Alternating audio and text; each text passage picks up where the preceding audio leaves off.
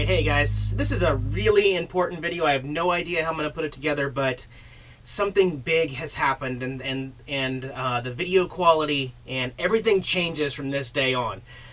So from this day here, back in the Northwest, I am happy to say that I am making some huge changes in vlogging. Many of you know that I don't follow what other people do. You know, I've never had a DSLR camera. I've just never looked at somebody's channel and said, what exactly are they using, because I want to emulate that exactly. I've never been that type of person. I will say this, when I started out my channel back on December 7th of 2013, this is what I used. So for all of those earlier videos where I looked really awkward and I was just sitting in a chair talking to the camera, this is what I got started on. This is a Canon ViXi camcorder. It's an HF M500. This is the oldest piece of video equipment that I own for this channel. I want to talk about the evolution of that and how it morphed into what the channel has become, and what incredible big changes I am making and why I'm making those changes. I can't stress that enough. I really hope that everybody listens to the part of why I'm making these changes and why they are better for me and probably many other people who are thinking about the same thing. But yeah, in some part of the year 2014, I decided I made a bad choice, and looking back, it was a really bad choice. But it was a choice to start using my GoPro camera as more of an everyday camera. And to this day, I still can't remember how that transition really worked, but somehow I got to saying, you know, this is more convenient, and this is what we're going to do from now on, is shoot with this tiny little GoPro camera. So everything that you're pretty much going to view in the first part of this video is going to be from that GoPro camera. So as I'm showing you stuff that I'm making upgrades to, remember, I can't quite show you how this is going to work until the very end, where I'll show you some examples. So bear with me until the end. We are still filming with the GoPro for this introduction right now. I'm not a perfectionist, but as time has kind of morphed, I keep wanting to make upgrades and changes to how I make video. So from everything to, you know, the wind was driving me crazy, so I got a lapel microphone. And then the wind was still going through that, so I bought it's called a dead kitten windproof fuzzy thing over the microphone. Everything I do, I seem to go to extremes. Down in Utah last year, about this time last year actually, I upgraded to the handheld stabilizer 3-axis gimbal. And I thought, well, that was great, you know, and it made everything steady and it looked really cool. You still get that weird fisheye lens thing where you can see the parts of the outside are bent and the trees are bent and everything I film is bent on the outer streams. But having that stabilization was really cool. And then, of course, that created a brand new problem, and that's the motors that were right behind the GoPro camera were making all this noise and feedback, and it was just, you know, it ruined the audio that I was trying to say. Not to mention, you know, I go outside and I still can't talk if it's windy. So adding in the separate audio recorder and having that in my pocket with a microphone clipped right here. I start the recording up, I start this up, I start everything recording, I clap a couple times so that I can find that clap later in post-production, because I have to manually sync in that audio with the GoPro audio and swap it with the onboard audio.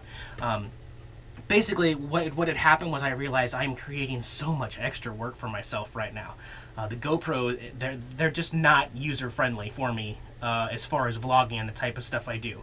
For instance, let's say I'm holding this camera in the stabilizer and I'm talking and I've got this recording in my pocket with the microphone, and all of a sudden I want to change the shot. I want to get some type of shot of out there, or some type of shot of me walking, or me talking from a distance or something. Well, that's like so hard to do at that point, because I've got to take the entire camera out of the stabilizer, put the stabilizer down, come up with a tripod somewhere that I've been carrying, put the GoPro in the other housing, and then lock on the tripod mount on the bottom of the housing, then put it in the tripod, set it up, and then go walk back here and do my shot and then start it over. And it's like, oh my gosh, there's so much work. So I feel like in the last 6 months I've started to get really lazy with some of those type of shots. The kind of vlogging and the kind of cinematography that I like to do, I'm just not able to do with the GoPro. The GoPro has so many limitations that have been hurting me on the road and not be able to let me film the way I really want to film. So with that being said, we also have the issue of all the batteries. You know,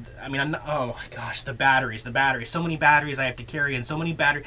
No single device has a battery go dead at the same time, whether that be the GoPro, the stabilizer, the external microphone. I mean, it can get really complicated and confusing, and I realized I realized a couple weeks ago, probably when I was going through Montana, and I kind of just said, you know, this is ridiculous.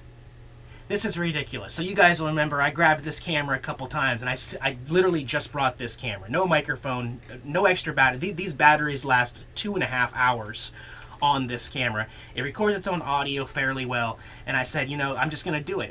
And like instantly, those few days were just so simple and so easy. It was just, you know, it was just perfect. Now there are some obvious drawbacks to using this camera full time. I mean, the microphone, there's no windscreen here, so when the wind blows just a little bit, the audio is ruined. The wide angle thing. That's the one reason why I have not wanted to use this camera for vlogging. The GoPro is great because I can stand right up to it and you get everything in the shot. This, I put up as far as I can possibly get away from my body, and my face fills the entire screen. I mean, it's like right there, bang, you can't see anything. The field of view on these cameras is on purpose. It's set out farther than it really is naturally. So that creates a problem that these are not very good for vlogging cameras, but they're great for other shots. So the big epiphany I had was, I need to stop putting money into the GoPro accessories and trying to make that work for me on the road. I need to start with this and expand this camera up, make this camera the best it's going to be, and then I will be able to simplify everything. So I'm going to get in with you everything that I have purchased, eBay and Amazon, give you all the model numbers in case you want to look at it and judge it for yourself. But I can't stress the fact enough, when I get to the end of this video, it's all about convenience, and for me to be able to do what I want to do easily so that I'm not deterred from wanting to do it later. So, the first thing we needed to do with this camera was to make it wide angle. Is that possible? Yes, because this Canon Vixia and a lot of other Canon Vixias have a threaded inner 43mm attachment in here where you can put filters and other lenses.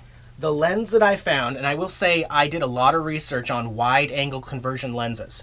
You can get them for $15 on eBay or Amazon, and what happens is not everything is in focus. You have really soft corners, and you also get the black lines around all four corners, the black circles, like you're looking through a telescope or a microscope. So in order to get rid of those black circles around the corner, you have to zoom in your footage in post-production, which defeats the whole purpose of shooting in wide angle. So I strongly encourage anyone to do your research when you're looking at wide angle conversion lenses and listen to other people. I do listen to other people. They hated it. They said it's not worth the money. It's more worth the money to get an actual Canon version of that lens. This thing is bulky. This lens is huge. This is, make sure I don't drop this. This is the Canon Wide Converter WD H43 0.7 times. This lens is heavier than this camera itself, literally. So what this is going to do is screw right onto here. Maybe. There we go. And that's what it turns the camera into. Very front heavy now, but luckily the tripod mount is way up here near the front of the camera, so it would be right here. That's where your point of balance would be. So luckily maybe they planned that ahead of time, that you were going to put a big heavy lens on the front.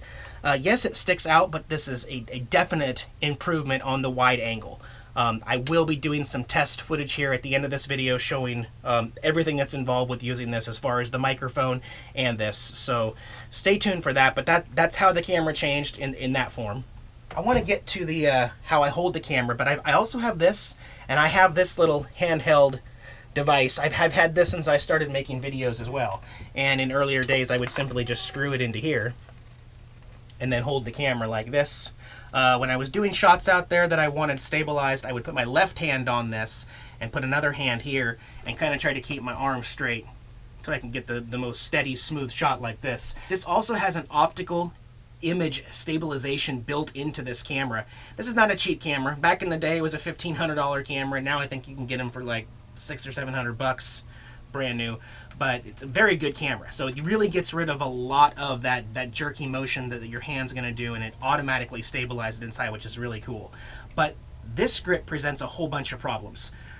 Firstly, it could be great for this, although I'd like to be able to have something curved in like this so that I can get the camera even farther out. It's great for turning around and being able to shoot these shots and zoom in. But what about that time where I want to shoot myself walking along a trail? Just, there's nothing, you know, you could take this off, you can grab a rock and separate put a rock on the bottom, or you know, you can kind of figure it out. But honestly, you want a tripod.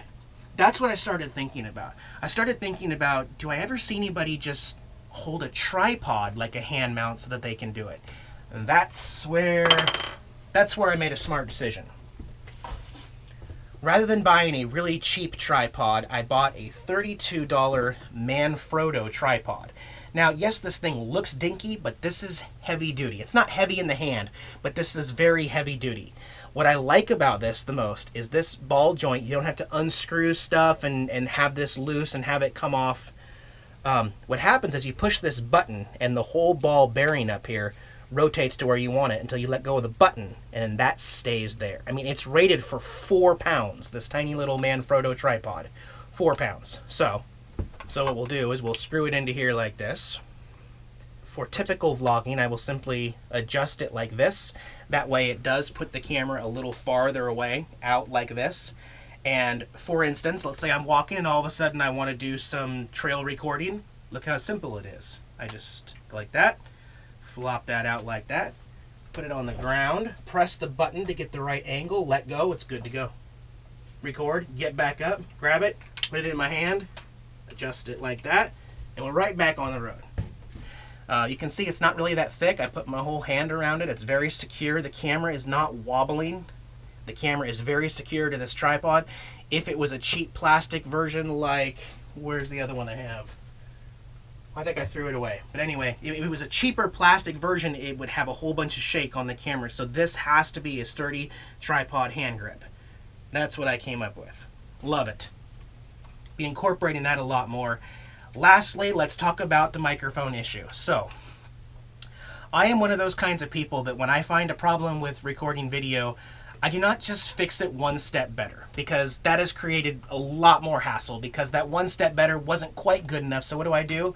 A month later I have to buy the right one, and then I will have bought both of them, and I will have wasted money. So when I find an issue, I like to resolve it in an extreme way. And sometimes people look at that and say, Eric, that's ridiculous. You did not have to go that far to do it.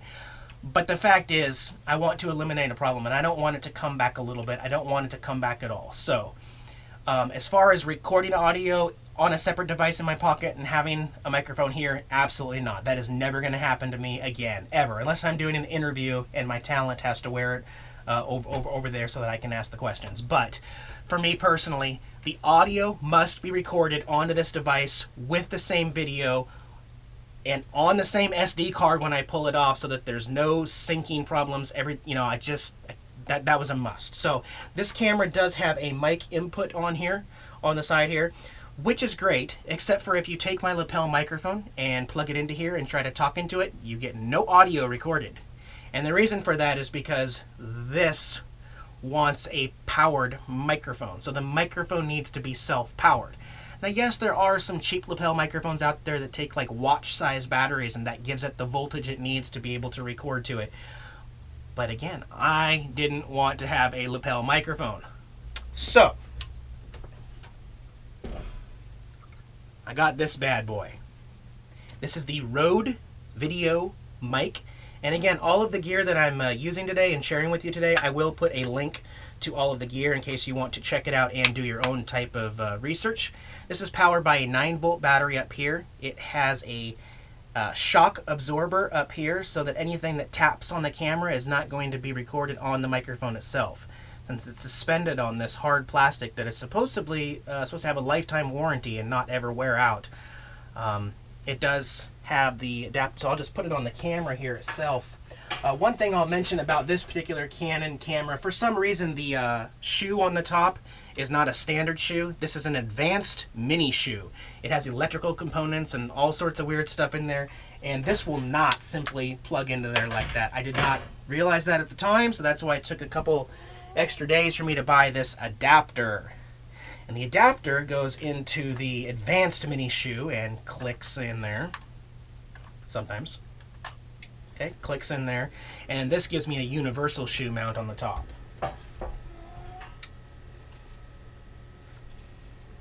So the Rode VideoMic will slide in there, twist that on there and secure it.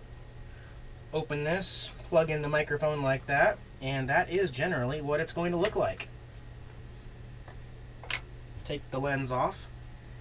I can turn this around so that I can actually view what I'm seeing here. Let me do this the right way. There we go. So that is pretty much the functionality of what it looks like. This microphone head does come out a little farther because it's got the Windjammer version on there, but it does not get in the way of the lens. If I push it down to about here, I did test it. If I push it to here, it does get in the lens. But up here it's fine in the normal shaky bounciness. It's not in the frame, so that's good. This is a shotgun microphone, so it captures the video where it's aimed. It's always going to be capturing the video and almost trying to ignore sound that comes from over here and especially behind it. That might be the only considerable problem to this setup, is that when I again return this to this position and I'm filming out here, if I want to talk and narrate, well, it's going to be capturing the noises that are out here, not so much my voice. It does capture my voice, but it captures my voice in a really almost echoey, like cave type of version, and you can understand it and hear it, but it's not ideal. So I think that for the most time, these shots will just be incorporated and added in B-roll while I'm actually doing the narration, have the good audio directly on me like this. But yeah. So yeah, the next step is to simply do some tests and stuff. I want to set up the GoPro and this camera in the same spot and do a couple recording tests so you can see what the field of view is on the GoPro. You can see what the field of view was with this camera without the lens. Then I will put the lens on. I will also do a couple test flights with me talking and then walking up to the camera so you can hear the audio difference. I'll let you know how many feet away from the camera I am, and we'll see how this setup works. Alright, well, we're outside here at a buddy's house. We got some chickens going on over there. I'm not using any extra microphone or anything. I'm using my GoPro Hero 4 Black right now. 1080p, 60 frames a second on wide angle. And that's the other thing I just want to mention real quick. From here on out, all of my videos will be presented in 1080p no matter what. Always. That's just going to be the standard. I knew there was a reason why I shot my intro and outro on 1080p, and then I've been reducing it down to 720 normally, but that was because I thought maybe one day I might want to go 1080p, and that's exactly what I'm going to do. So everything in my videos, all of my driving shots, drone shots, Jack's cam, everything will be 1080p from here on out. Anyway, let's do a couple tests. I'm here with the Hero 4 Black. I'm about an arm's length away from the lens talking outside, and this is how much field you get in view. I'm going to step back 10 feet now. And now I'm 10 feet away from the camera, like my shorts. Let me go grab the other camera and show you the difference. Alright, and this is the Canon ViXi. I can already see in the viewfinder my face fills the entire frame. I'm using the onboard camera right now. Let me switch over to the Rode VideoMic and show you if the audio is any different real quick. Alright, now I've got the Rode VideoMic plugged in for audio to see if that sounds any different. Let me back up 10 feet. And now I am 10 feet away from the camera without the new lens. Let me go grab the new lens and see how different it looks. Alright, I'm an arm's length away from the camera with the new WH-43 lens on there. I'm still using the onboard mic. Let me plug in the Rode VideoMic real quick. Okay, the Rode mic is now plugged in. I'm going to step back 10 feet and see how the audio is with this. I'm back 10 feet from the camera now, talking at normal volume. I think the mic is basically directed right at my face, so we'll see how the audio is. Let me unplug it real quick and see how the Canon does without that Rode mic. Alright, and this is without the Rode mic on. This is just the internal microphone on the Canon ViXi. I've had the Canon on a tripod here, so I'm going to put it onto my handheld tripod and do a couple tests with that as well. Alright, this is pretty much going to be the new norm. This is me holding the Manfrotto tripod in its closed up position in my fist. I've got the Rode mic on top, bouncing a little bit, but it shouldn't affect the audio in any way. And I'm going to set down the camera real quick and set up a little tripod shot here. Now I'm in tripod mode. I'm about 15 feet away from the camera right now. Pretty easy to set up, and I'm pretty happy with that.